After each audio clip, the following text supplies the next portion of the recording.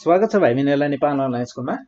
हामीहरुले arithmetic sequence को कुरा गरिरहेका थियौं। यसमा हामीहरुले सर्ट क्वेशन्स को कुरा गरिसकेका छौं र आजबाट हामीहरुले लङ क्वेशन्स को कुरा गर्ने छौं र लङ क्वेशन्स मा पनि हामीहरु टाइप 3 को कुरा गर्ने छौं। टाइप 3 मा अब हामीहरुले 7 वटा टाइपहरु मध्येमा 2 टा टाइप कुरा गरिसकेका छौं र आज हामी थर्ड टाइप को कुरा गर्ने छौं। जस्तै मैले यहाँ थर्ड टाइप को एउटा क्वेशन लिएको छु।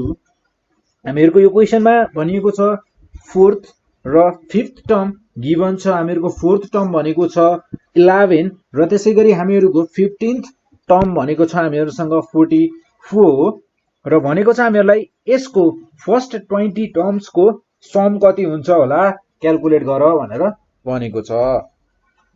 सो फर्स्ट अफ अल हामीहरुलाई गिवन कुराहरु के छ त्यो लेखौं र त्यसपछि हामीहरु क्वेशन सल्भिङ तर्फ लाग्ने छौं। सो हामीहरुलाई यहाँ गिवन भनेको फोर्थ टर्म र 15th टर्म। सो यहाँ fourth term of an arithmetic series यानी कि AS T4 is equals to 11, then 15th term of an arithmetic series T15 is equals to हामीहरुसँग छ 44। then हामीहरुसँग छ we have Tn is equals to a plus n minus 1 d। so हामीहरुको T4 is equals to a plus 3 d हुने भयो र हामीहरुसँग T4 छ। T4 भनेको छ हामीहरुको 11 is equals to a plus 3d। then a plus 3d is equals to 11 भनेको हामीहरुको यसलाई भनौं equation first. then त्यसपछि हामीहरुसँग छ 15th term. so T15 is equals to a plus 14d। then हामीहरुको यहाँ T15 हामीहरुलाई गिवन छ 44 is equals to a plus 14d। then therefore a plus 14d is equals to 44 हामीहरुको यो हुने भयो इक्वेसन सेकेन्ड। यसलाई भन्यौ हामीहरुले equation second. so solving equation first and second,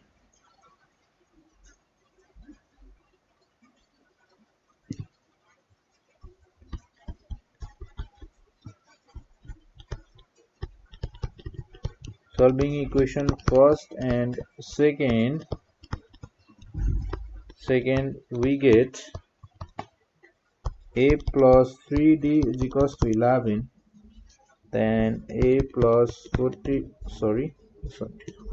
is equals to 44 यो हुने भयो हामीहरुको minus minus then a cancel out 3d minus 11d भनेको हामीहरुको हुने भयो 3d minus 14d भनेको minus 11d then 11 minus 44 हुने भनेको हामीहरुको हुने भयो minus 33 ठीक छ। then therefore हामीहरुको d is equals to हुने भयो 3 d भनेको हामीहरुको common difference d is equals to 3 हुने भयो। so putting the value of d in equation first ठीक छ। then a plus 3 into 3 is equals to 11। so यहाँबाट हामीहरुको a भनेको आउने भयो 11 minus 9 then 11 minus 9 भनेको 2। so we know that we have first term a is equals to 2, common difference is equals to 3,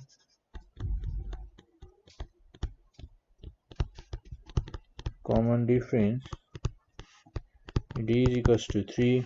then हामीहरुसँग छ we know that sum of n terms of arithmetic series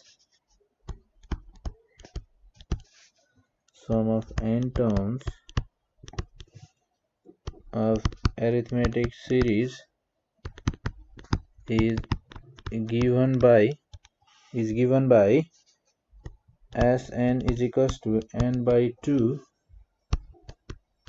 2a plus n minus 1 d ठीक छ then हामीहरुको S20 is equals to 20 by 2 so 2 into 2 plus 19 into 3 so यो हुने भयो हामीहरुको 10 र 4 plus 19 into 3 into 61 हुने भयो total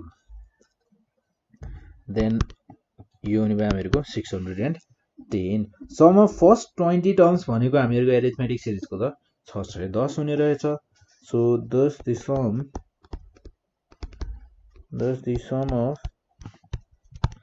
sum of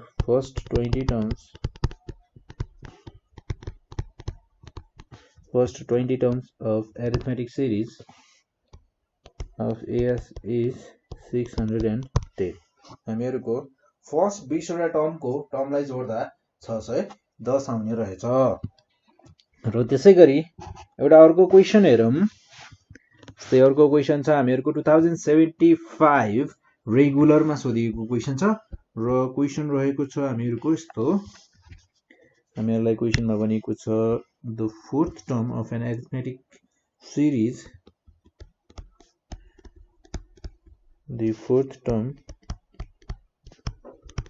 of an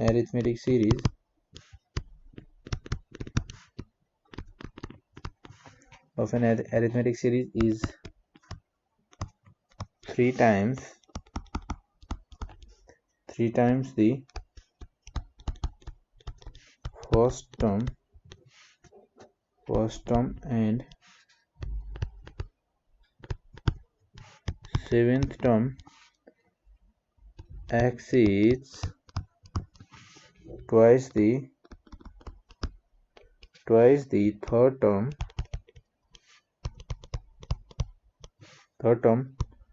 by 1 find the sum of the first 10 terms of the series calculate गर्नुपर्ने त हामीहरुले तपाईहरुले बुझिहाल्नु भयो हामीहरुले फर्स्ट 10 वटा टर्मको सम कति हुन्छ यो सिरिजमा हामीहरुले त्यो पत्ता लगाउनु पर्ने छ ठीक छ यो त हामीले पत्ता लगाउनु पर्ने कुरा भयो र हामीहरुलाई यहाँ क्वेशनले के भनेको छ भने हामीहरुको जुन फोर्थ टर्म छ त्यो फोर्थ टर्म 3 टाइम्स छ भनेर भनेको छ टु फर्स्ट टर्म हामीहरुको फर्स्ट टर्म भनेको जस्तै a हो भने हामीहरुको t4 भनेको के हुने भयो त 3a हुने भयो र त्यसैगरी यहाँ भनेको छ हामीहरुलाई अर्को कुरा के भनेको छ भने हामीहरुको 3 times the first term and seventh term exceeds हामीहरुको सेभेन्थ जुन सेभेन्थ टर्म छ त्यो सेभेन्थ टर्मले के गरेको छ भने twice the third term 2 times यानी कि 2t3 हुने भयो 2t3 is equals to t7 ठीक छ यहाँसम्म तर यहाँ के भनेको छ भने बाइ 1 पनि भनेको छ भन्नुको मतलब हामीहरुको के हुने भयो भने 2 टाइम्स t3 plus 1 पनि हुने भयो plus 1 is equals to t7 हुने भयो सेकेन्ड कन्डिसन अनुसार फर्स्ट कन्डिसन त बुझिसक्नु भयो होला सो अब हामी हाम्रो यहाँ दुईटा इक्वेशन्स बनाउँछौं र दुईटा इक्वेशन्सहरुलाई हामीहरुले सल्भ गरेर दुईटा इक्वेशन्स बनाउँछौं र तिनीहरुलाई सल्भ गरेर हामीहरुले भ्यालुहरु निकाल्छौं र लास्टमा हामीहरुले sum of the first 10 terms निकाल्नु छ दैट्स इट हैन so first of all let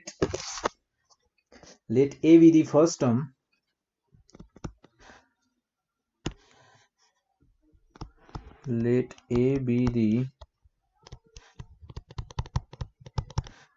first term first term and d be the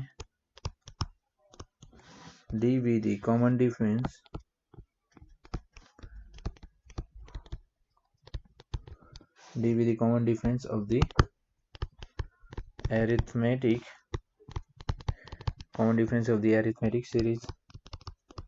ठीक छ. So by the equation हामीलाई क्वेशनले के भनेको छ त, by equation हामीलाई क्वेशनले भनेको छ t4 is equals to 3a. ए भनेको हामीहरुको फर्स्ट टर्म र यसलाई भनौं इक्वेसन फर्स्ट. र त्यसैगरी सेकेन्ड कन्डिसन के थियो हामीहरुको 2t3 + 1 is equals to t7. यो भयो हामीहरुको इक्वेसन सेकेन्ड. ठीक छ. Then from first a plus 3d is equals to 3a. t4 भनेको के हुने भयो, a plus 3d then is equals to 3a. र यहाँ हुने भयो हामीहरुको 3d is equals to 3a minus a यानी कि 2a हुने भयो. र यसलाई भनौं इक्वेसन थर्ड भने. ल मैले यसलाई इक्वेसन थर्ड भने. फ्रम अब हामी गर्छौं फ्रम सेकेन्ड, इक्वेसन सेकेन्ड बाट हामीले क्याल्कुलेट गर्न सक्छौं टु t3 को ठाउँमा हामीहरु के लेख्न सक्छौं त, t3 को ठाउँमा हामी लेख्न सक्छौं a plus 2d. t3 को हामी लेख्न सक्छौं 2 times a plus 2d then plus 1 is equals to t7 को ठाउँमा हुने भयो हामीहरुको a plus 6d. और हामीहरुको यहाँ हुने भयो 2a plus 4d plus 1 is equals to a plus 6d. ठीक छ. Then हामीहरुको यहाँ a is equals to 2d minus 6d minus 4d 2d minus 1. ठीक छ. 2d minus 1. Then हामीहरुको a को ठाउँमा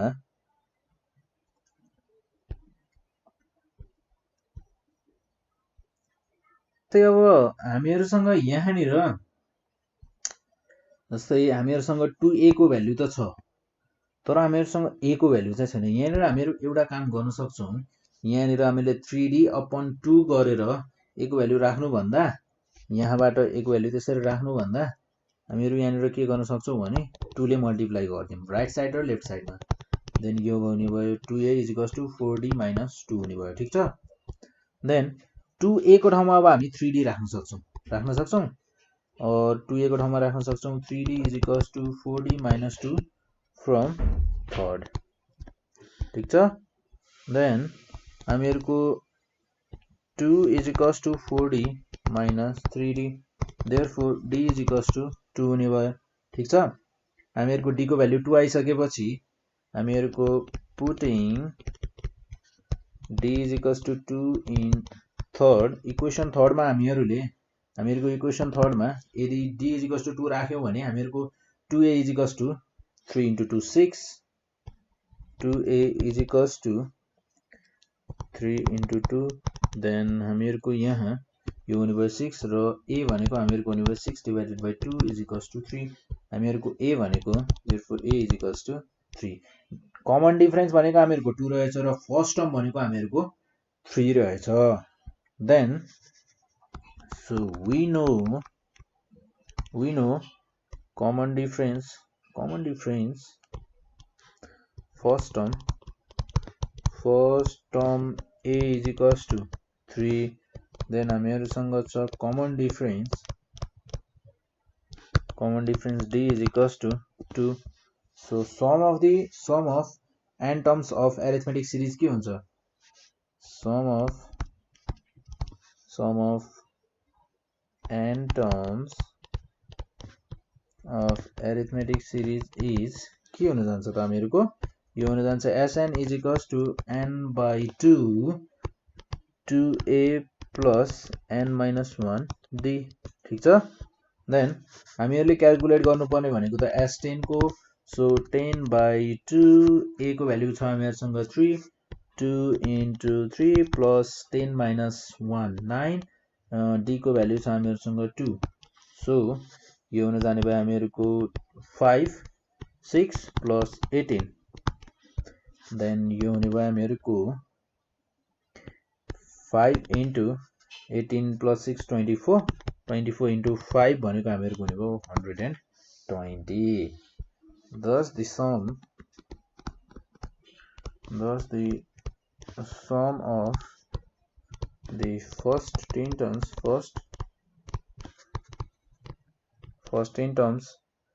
of the series